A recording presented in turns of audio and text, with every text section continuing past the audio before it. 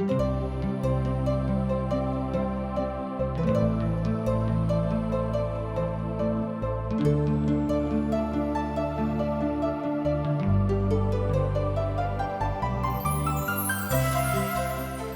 बाजै छथिन, संपूर्ण मन से परमेश्वर पर अहाँ भरोसा रखियो आ अपन समझ के सहारा नहीं लियो आ हुनके स्मरण क सब काज के करियो, तहने वह अहाँ के लेल सीधा मार्ग देखेथिन।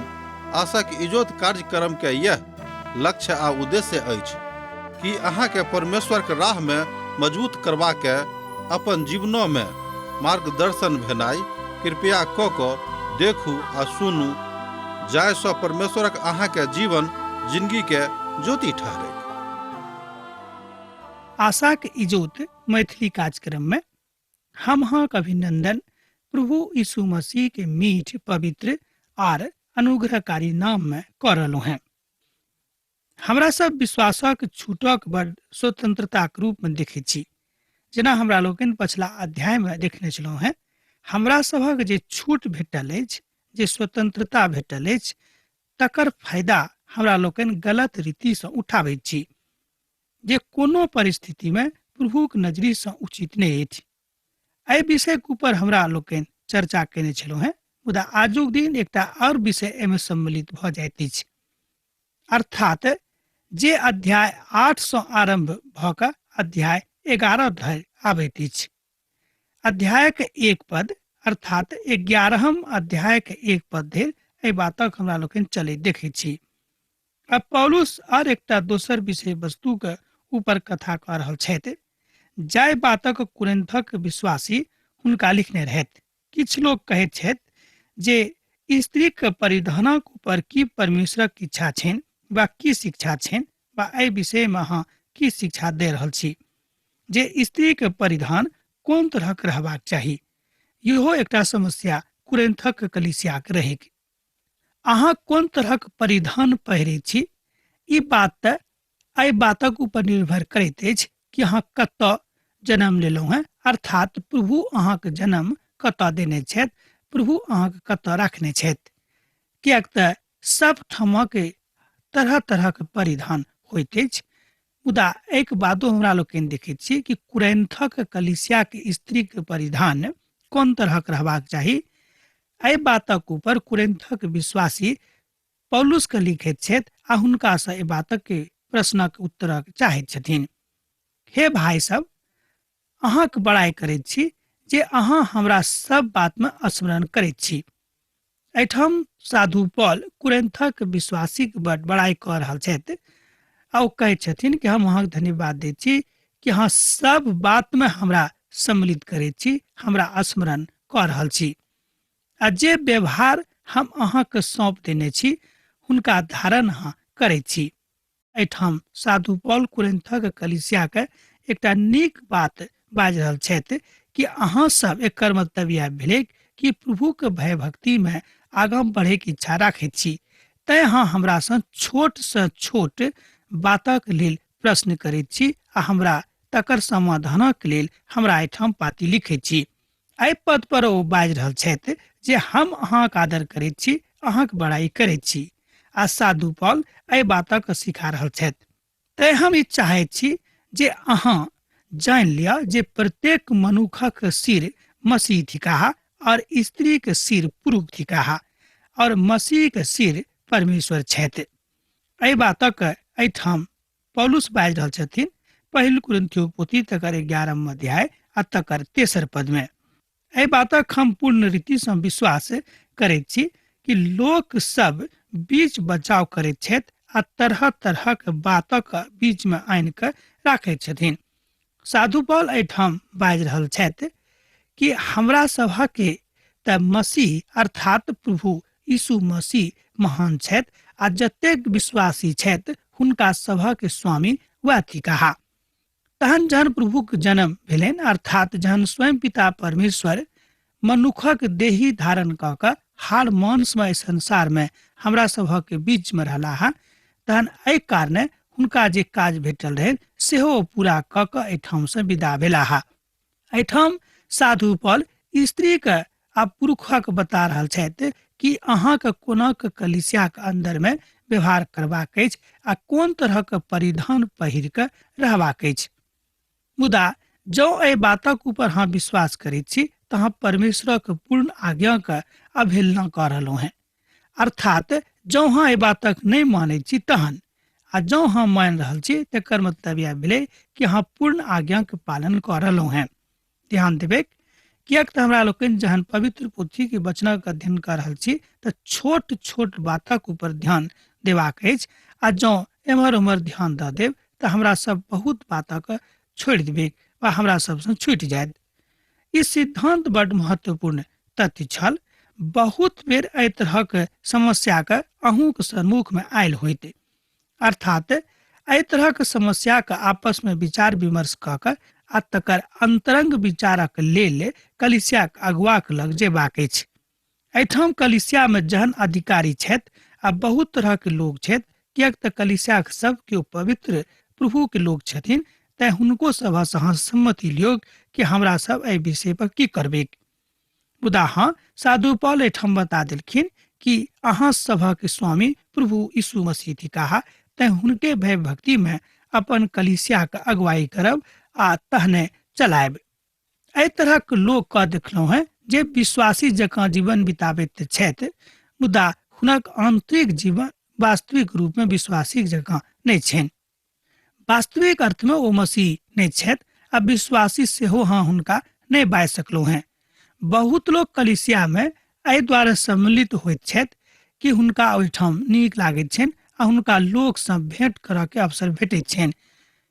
मुदा कलिसिया में जाय के मुख्य कारण तऽ यह थी कि अहाँ परमेश्वरक वचन के सीखू आ मसीह के संगति में स्वयं का अनुभूति करूं कि हम मसीह के संगति में एहिठाम कलिसिया में आबि कऽ बैसल छी।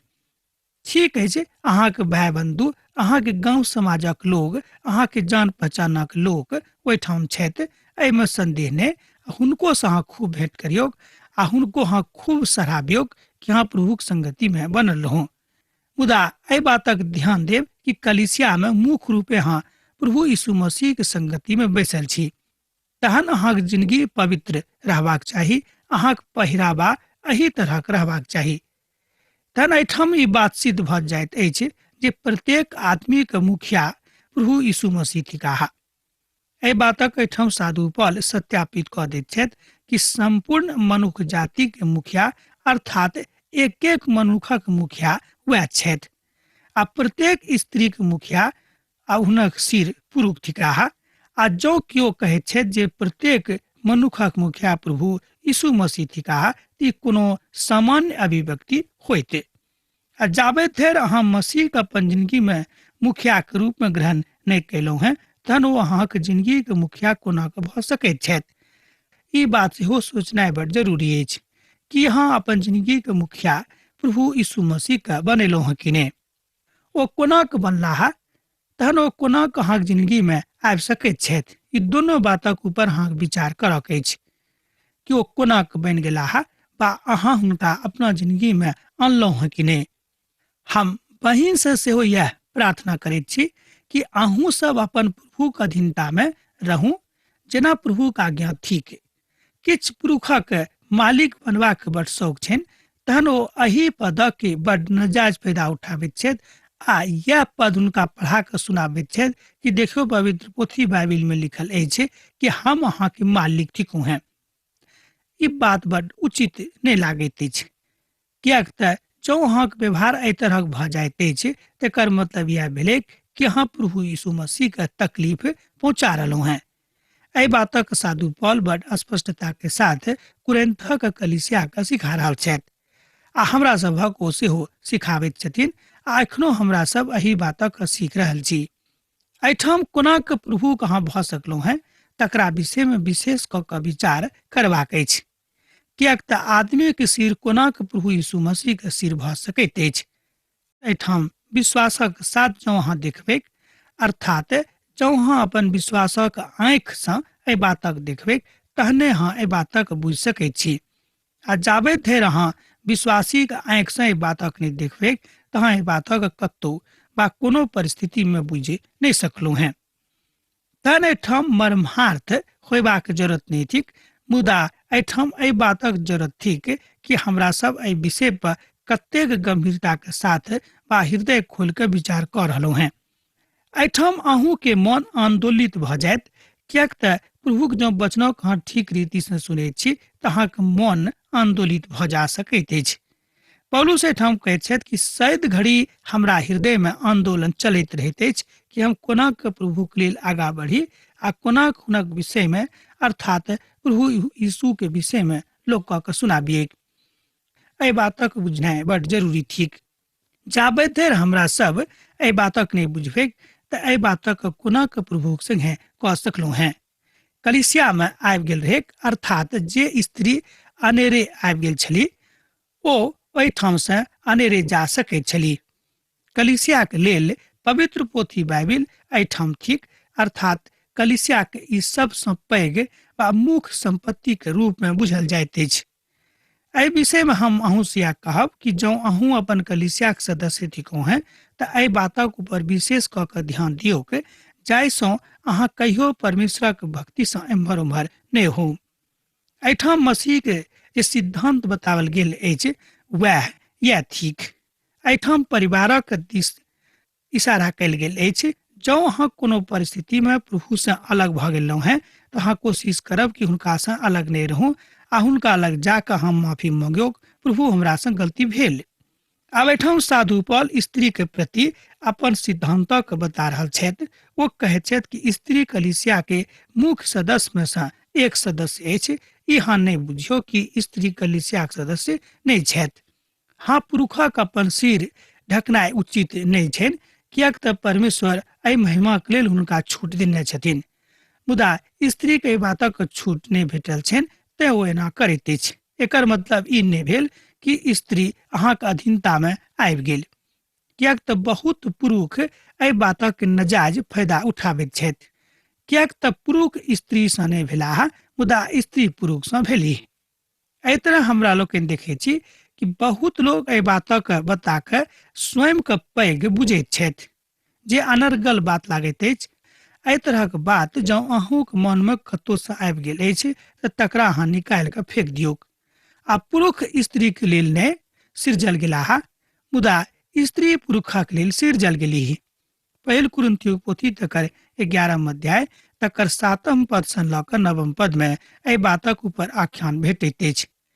एहिठाम साधु पौल बता रहल छथि कि हमरा सब कोना के परमेश्वरक संगति में बढ़ि सकलहुँ हैं। एहिठाम वो बाजि रहल छथि कि स्त्री कलिसिया के मुख्य सदस्य छथि, हुनका अहाँ कोनो अदलाह वस्तु नहीं बुझबे, कियाक तऽ प्रभुक दृष्टि में अर्थात प्रभुक नजरी में स्त्रियों को ओतेक स्थान छै जतबेक स्थान पुरुषक छनि। स्त्री का स्थान पुरुषक सहायता करबाक अछि आ स्त्री पुरुषक दोसर अंग भेलीह। अहू बातक हमरा सब गोटे के बुझबाक अछि। कोनो मनुख स्त्री के बिनु पूरा नहीं होइत अछि। एहिठाम हमरा लोग देखैत छी कि साधु पौल स्त्री के महत्वक बता रहल छथि, अर्थात कलिसिया में स्त्री के महत्व कतेक थिक तकरा विषय में वो बता रहल छथिन आ सबसे अनुग्रह आ आग्रह कर रहल छथि कि अहूँ एहि बातक दिस ध्यान दियौ। कुरिन्थक कलिसिया में एहि बातक झंझट रहे, आ मुदा एना हाँ बाजि सकलहुँ हैं कि कुरिन्थक विश्वासी अर्थात कुरिन्थक कलिसिया के विश्वासी एहि बातक ऊपर साधु पौलक के विशेष ज्ञानक लेल रुचि राखैत रहथि। आ पुरुष प्रभु विशेष का नहीं बनौने छथि, अर्थात पुरुषक विशेष का प्रभु नहीं बनौने छथिन, दोनों के एके समानता में वो बनौने छथि।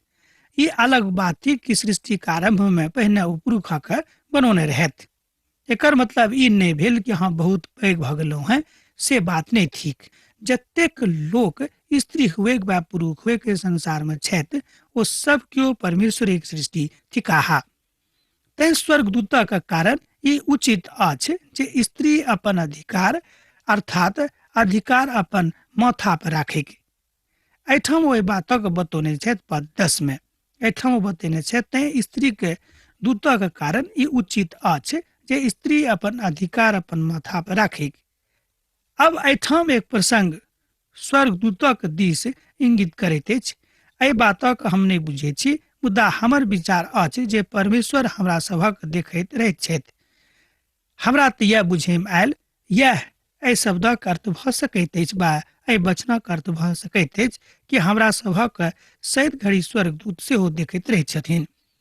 आ परमेश्वरक समस्त मीडिया जतेक हुनक छनि संचारक माध्यम ओहि सबसँ प्रभु हमरा सब गोटे के देखैत रहैत छथि। जे संचारक माध्यम प्रभुक लग छनि ओ संचार माध्यम बहुत बेसी मजबूत छथि जे संचार माध्यम आजुक दिन हम संसार में देखैत छी। किएक तऽ हमरा सब परमेश्वरक प्रेमक बड उचित रीतिसँ नहि बुझैत छी, तकरा सम्मान हमरा लोकनि सेहो नहि करैत छी। यह कारण थिक कि हमरा लोकनि बहुत बेर फंसैत रहैत छी आ लोक सब एहि तरहक मनोभावक लऽ कऽ अपन बातक ठाढ़ कऽ दैत छथि। प्रभु अपन बदला हमरा सबसँ लऽ सकैत छथि, मुदा हुनक स्वभावमे हुनक मोनमे बदला लिअ वला भावना नहि छनि। ओ मोनसँ बड दयालु छथि, अर्थात अहाँ बाजि सकलहुँ हैं कि प्रभु मोनसँ बड दीन आ दयालु थिकाह। तैं हमरा सभक ओ माफ बेर बेर कऽ दैत छथिन। एकर मतलब ई नहि भेलै कि हमरा सब हुनक माफी के नाजायज फायदा उठाबिक। जँ एहि बातक स्वतंत्रता हमरा सभक लग अछि तेकर मतलब ई नहि भेलै कि एहि स्वतंत्रताके हमरा लोकनि नाजायज फायदा उठाबिक। एहि सृष्टिक सबसँ प्रतीकात्मक द्रोही तऽ मनुखे छथि। एहिठाम पवित्र पोथीक एकटा विद्वान कहैत छथिन कि एहि सृष्टिक सबसँ प्रतीकात्मक द्रोही तऽ मनुखे थिकाह आ स्वर्गदूत हमरा सभक ऊपर दया करैत छथि। आ एहिठाम अहाँ छोड़ि दैत सकैत छी कि अहाँ परमेश्वरक महिमाके कोना जानैत छी। मनुखक कमजोरी आ मनुखक सामर्थ्यक विषयमे ओ जानैत छथि कि मनुख कतऽ कमजोर छथि आ कतऽ मनुष्य सामर्थ्य छथि। हमरा सब कतौ कोनो परिस्थितिमे परमेश्वरसँ बेसी सामर्थ्य वा परमेश्वरसँ बेसी बुद्धिमान नहि बनि सकलहुँ हैं। एहि बातक सेहो एहिठाम साधु पॉल स्पष्ट कऽ दैत छथि। तैं ओ कहैत छथि कि अपन स्वतंत्रताके अहाँ गलत अर्थ नहि लगाबियौक।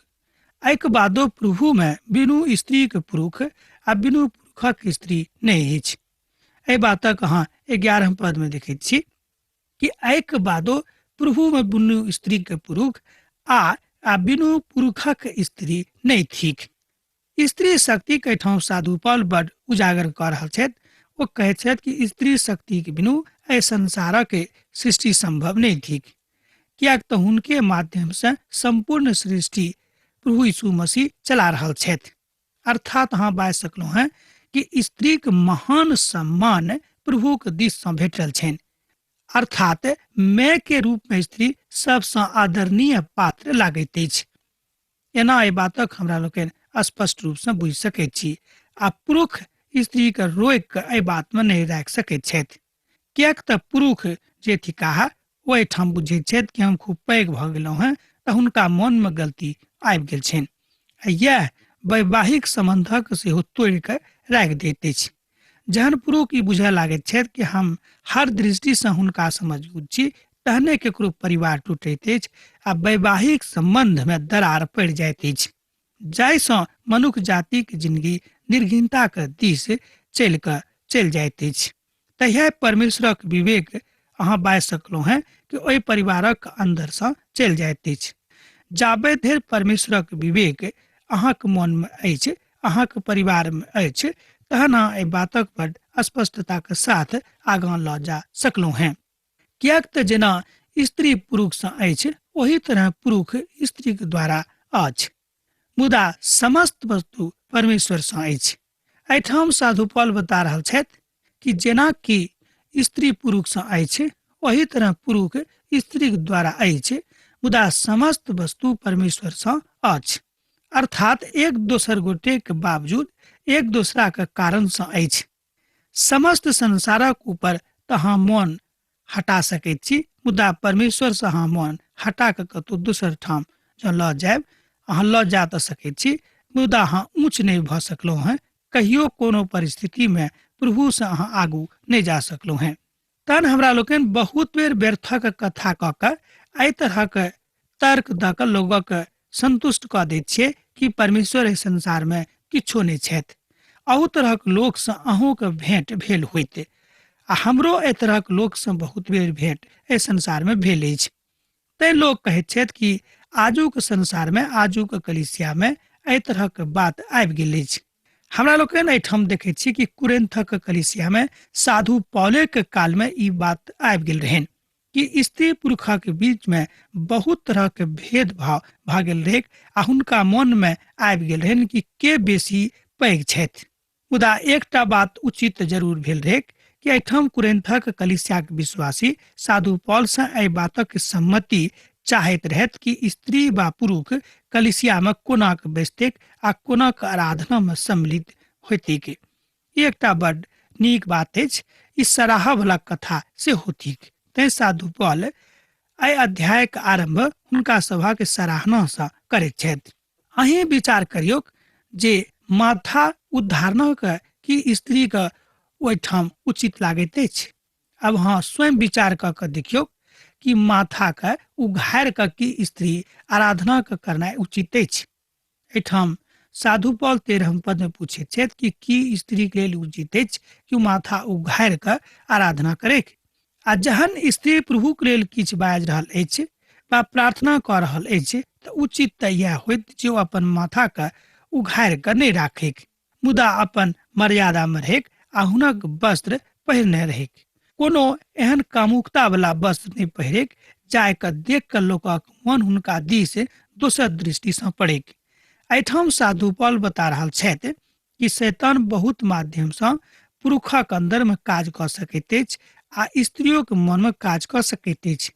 विशेष कऽ कऽ कलिसिया में एहि बातक लेल ध्यान रखबाक अछि कि कोनो परिस्थिति में हमरा सभक के मन परमेश्वर से नहीं हटेक। तैं वो कहै छथि कि स्त्री के विशेष कऽ कऽ कलिसिया में सुसंगठित वस्त्र पहिर कऽ अयबाक छनि। एहि बातक एहिठाम स्पष्ट आज्ञा साधु पौल दऽ रहल छथि। ओ कोनो वस्तु के गलत उपयोग नहीं करेक सेहो एहिठाम साधु पौल कहै छथिन। हमर भाई बहन कि अहाँ एहि बातक बुझि रहल छी। हमरा पूर्ण विश्वास अछि कि अहाँ एहि बातक खूब नीक रीति से सीख रहल छी आ बुझि रहल छी।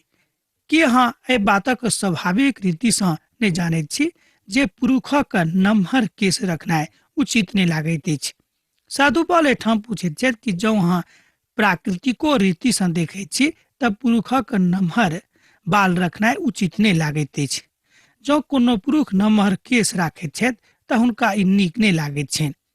जेना हम लिख रहल छी जे नम्हर बाल पुरुषक लेल उचित नहीं लागैत अछि आ नम्हर केश रखनाइ पुरुषक हेतु सेहो अर्थपूर्ण नहीं लागैत अछि, अर्थात अर्थहीन लागैत अछि।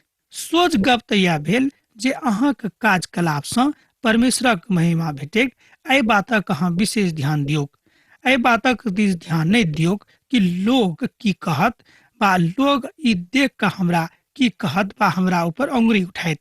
मुदा एहि बातक दिस विशेष कऽ कऽ ध्यान दियौक कि परमेश्वर अहाँक व्यवहार सँ उचित रूप में खुश छथि कि नहीं। अहाँ स्वयं के परमेश्वरक लेल उचित मनुष्य बुझियौक आ जँ अहाँ स्त्री छी तऽ स्वयं के परमेश्वरक लेल उचित स्त्री बुझियौक, अर्थात स्वयं के व्यवहार ततेक नीक राखियौक जाय सँ अहाँ के देख कऽ लोग बुझेक कि अहाँ प्रभु यीशु मसीह के सेवक थिकौ हैं बा अहाँ प्रभु यीशु मसीह के सेविका थिकौ हैं।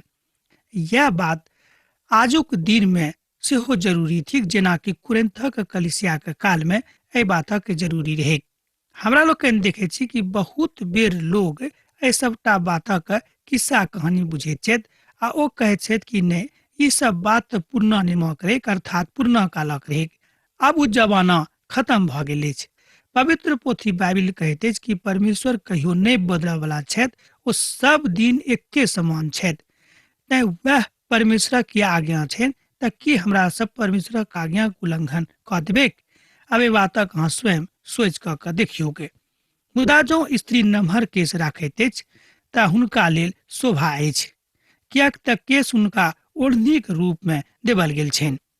एहि तरह पवित्र पोथी बाइबिल बताबैत अछि कि स्त्री के कोना के वस्त्र पहिरबाक छनि, विशेष कऽ कऽ जहन ओ कलिसिया में आराधना के लेल आबैत अछि आ पुरुषो के हुनका संगे कोन तरहक व्यवहार करबाक छनि, विशेष कऽ कऽ जहन ओ आराधना के लेल कलिसिया में आबैत छथि। एहन कोनो काज स्त्री सँ वा पुरुष सँ नहीं हुए जाय सँ परमेश्वर के कोनो बातक लेल तकलीफ पहुँचैन। अब आजुक अध्ययन हमरा एहिठाम समाप्त करबाक आज्ञा दिया, कियाक तऽ अहाँ से विदा होय के काल भऽ रहल अछि। अहाँ सब जेना पाती लिखैत रहैत छी, लिखैत रह, बिसरायब नहि। यीशुक नेह अहाँके जिंदगी में बनल रहे। आमीन। हमरा विश्वास अछि कि ई कार्यक्रम अहाँके लेल लाभदायक सिद्ध भेल अछि। हम चाहै छी कि अहाँ अपन आशीषके हमरा संग साझा करू। जँ अहाँके नजीक बाइबलसँ, जीवनसँ संबंधित कोनो प्रकारके प्रश्न भऽ सकैत अछि तऽ अपन समस्याके लेल प्रार्थना करबाके लेल जँ चाहै छी तऽ हमरा फोन पर जरूर संपर्क कऽ सकैत छी। परमेश्वर अहाँ सबके एकटा सुखद आनंदित दिन प्रदान करैक।